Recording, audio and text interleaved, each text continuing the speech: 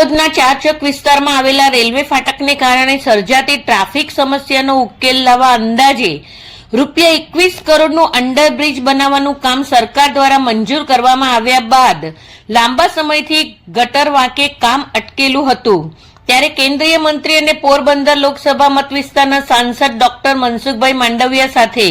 ધારાસભ્ય અને પૂર્વ મંત્રી દેવાભાઈ માલમ દ્વારા સ્થળ નિરીક્ષણ ઓક્ટોબર મહિનામાં કરી ગટર મંગાવવા સૂચના આપવા ડિસેમ્બર મહિનામાં ગટર આવી જતા કુમકુમ તિલક કરી આગેવાનો શહેરીજનોએ સ્વાગત સન્માન કર્યું હતું.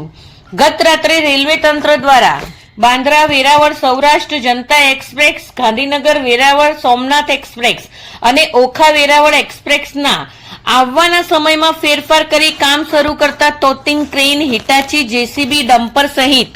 જરૂરી મશીનરી સાથે કામ શરૂ કરી સંબંધિત અધિકારીઓ કર્મચારીઓની સાથે રહી જૂની બ્રોડગેજ લાઇન કાઢી ગટર સાથે નવી બ્રોડગેજ લાઇન ફિટ કરી સવારે ટ્રેનની આવન જાવન શરૂ કરી આપી હતી. કેશોદના ચારચોક વિસ્તારમાં આવેલા અંડરબ્રિજનું મહત્વનું કામ પૂરું થતા શહેરીજનોમાં ખુશી વ્યાપી ગઈ છે. આવનારા દિવસોમાં બાકીના કામમાં બોક્સ પુશિંગ કરવામાં આવશે અને સમગ્ર અંડરબ્રિજના વિસ્તારમાં લાઇટો લગાવી જળહળતું કરવામાં